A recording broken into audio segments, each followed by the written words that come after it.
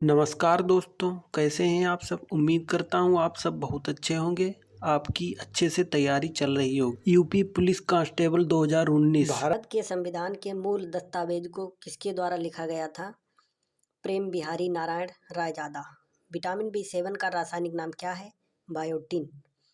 Hockey दिग्गज major Dhyanchand का जन्म कहाँ हुआ था? इलाहाबाद। मुंशी प्रेमचंद का जन्म कहाँ हुआ था? वाराणसी। निम्नलिखित में से कौन सा उत्तर प्रदेश का सबसे पुराना विश्वविद्यालय है? इलाहाबाद केंद्रीय विश्वविद्यालय। उत्तर प्रदेश के किस शहर को पूर्व का ग्रास के नाम से जाना जाता है? उत्तर होगा कन्नौज। किस पड़ोसी देश को land of the thunder dragon कहा जाता है? भूटान। 2017 में कजुआ इशिगुरो को किस विधा में नोबेल पुरस्कार मिला था? आंसर होगा साहित्य। पाकिस्तानी सीनेट में विपक्ष की पहली महिला नेत्री कौन थी? शेरी रहमान। सीकर तकनीक के साथ भारत की क्रूज मिसाइल कौन सी है? ब्रह्मोस। भारत और पाकिस्तान के बीच कितनी पार सीमा ट्रेन चलती हैं? 2। हाल ही में एक वैश्विक डाटा चोरी अपराध में किस कंपनी का नाम आया था? Cambridge Analytica. 15वीं रूस भारत चीन त्रिपक्षीय विदेश मंत्रियों में बैठक दिसंबर 2017 में हुई थी, बीजिंग। भारत में ब्रिटिश शासन का बड़े पैमाने पर विस्तार सहायक संधियों के माध्यम से हुआ, जो गवर्नर जनरल शासनकाल में शुरू हुई थी। Lord Wellesley. गुरु गोविंद सिंह की मृत्यु के बाद गुरु की संस्था समाप्त हो गई और सिखों का नेतृत्व उनके विश्वसनीय शिष्य बंदा बहादुर को सौंपा गया था। पाकिस्तान का नाम सबसे पहले किसके द्वारा गढ़ा गया? आंसर होगा मोहम्मद अली जिन्ना। रविन्द्रनाथ टैगोर ने अपनी नाइटहुड की उपाधि किसके विरोध में छोड़ दी? उत्तर होगा जलियांवाला बाग नरसंहार। गोदावरी नदी का उद्गम स्थल किस राज्य में है? आंसर महाराष्ट्र। भारत की सबसे बड़ी मीठे पानी की झील कौन सी है? वुलर झील। भारतीय संविधान में कानून बनाने की निर्धारित प्रक्रिया काफ़ी हद तक संयुक्त राज्य अमेरिका के संविधान से प्रभावित है। शिक्षा का अधिनियम आरटीआई अधिनियम किस वर्ष में संसद द्वारा अधिनियमित किया गया? 2009। महाराजा सवाई जयसिंह ने एक खगोलीय वेधशाला स्थापित की, उज्जैन। यूनिवर्सल टीकाकरण कार्यक्रम के रूप में केंद्रीय स्वास्थ्य मंत्रालय ने के विरुद्ध दोहरे संरक्षण के लिए एकल टीके का शुभारंभ किया, रूबेला और तपेदिक। 2011 की जनगणना के अनुसार उत्तर प्रदेश की किस जिले की जनसंख्या सबसे अधिक है? इलाहाबाद।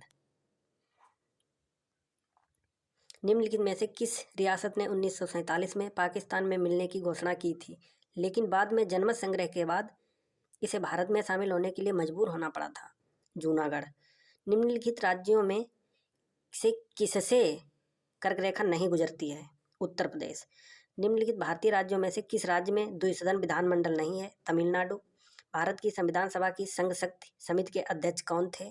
जवाहरलाल नेहरू। प्राचीन गणित पुस्तक गणित सार संग्रह द्वारा लिखी गई थी? महावीरचार्य। किसने एक अंग्रेजी पुस्तक अनलाइजिंग इंडिया लिखी है, जो बताती है कि भारत 25 से 30 वर्षों में महाशक्ति कैसे बन सकता है? बीरप्पा मोइली। दिसंबर 2016 में भारतीय रेल ने आनंद विहार और किसके बीच पहली हमसफर श्रेणी ट्रेन की शुरुआत की थी? गोरखपुर। प्रसिद्ध सूफी संत शेख हलीम चिश्ती की दरगाह उत्तर प्रदेश के किस शहर में स्थित है? फतेहपुर सीकरी। हिमालय का तीसरा सबसे बड़ा शिखर कौन सा है? माउंट कंचनजंगा। उत्तर प्रदेश का राजकीय फूल कौन सा है? पलाश। मनुष्य में पित्त का उत्पादन किस अंग में होता है? पित्ताशय। राष्ट्रीय मानवाधिकार आयोग भारत में कब स्थापित हुआ था? 1993। निम्नलिखित रोगों में से कौन सा रोग फफूंद के कारण होता है? दाद। किस भारतीय राज्य ने 2016-17 में भारत में उत्पादित चीनी का 1/3 से अधिक चीनी उत्पादन किया? उत्तर प्रदेश। इसके बाद दोस्तों अब जनरल हिंदी की शुरुआत करते हैं। जो कठिनाई से मिलता है के लिए एक शब्द होगा दुर्लभ। अनिल अनल का सही अर्थ देने वाला शब्द युग्म है वायु अग्नि। पराजय में उपसर्ग है परा। लिखावट में प्रत्यय है आवट। महोत्सव का संधि विच्छेद है महाधन उत्सव। मैंने घर जाना था वाक्य में अशुद्ध अंश है मैंने। देशभक्ति में समास है तत्पुरुष।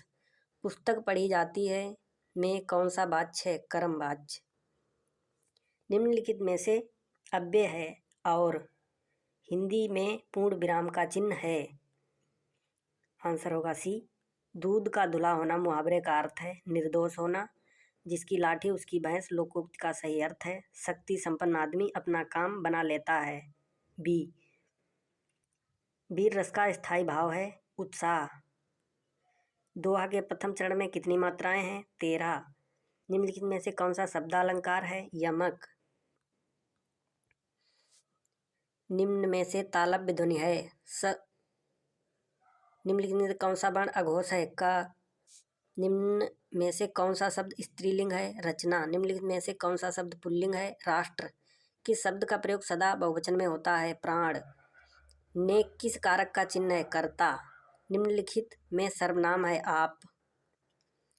निम्नलिखित में विशेषण है बुढ़ापा। प्रेरणार्थक क्रिया है सुनना। लड़के ने पुस्तक पढ़ी वाक्य का काल है पूर्ण वर्तमान। निम्नलिखित में तद्भव शब्द है अचरज। सीता का विलोम होगा उष्ण। शीत का विलोम होगा उष्ण। कर का अर्थ नहीं होता सूर्य। गद्यांश के अनुसार राष्ट्र की उपलब्धियों में नहीं है खेल। खेलों में निर्धन राष्ट्र भी हमसे आगे निकल गए क्योंकि वहाँ है खेलों का राष्ट्र सम्मान। गद्यांश का उपयुक्त शीर्षक हो सकता है खेलों का गिरता स्तर। खेलों के गिरते स्तर का कारण नहीं है खेलों के लिए राष्ट्रीय सम्मान। खेलों पर नकारात्मक प्रभाव पड़ता है आपसी गुटबंदी होने से। गोदान किसका उपन्यास है? मुंशी प्रेमचंद्र का। बीजक किसकी रचना का संग्रह है? कबीर। अगला प्रश्न है अंधेर नगरी नाटक के रचयिता हैं भारतेंदु हरिश्चंद्र। कामायनी के रचनाकार हैं जयशंकर प्रसाद।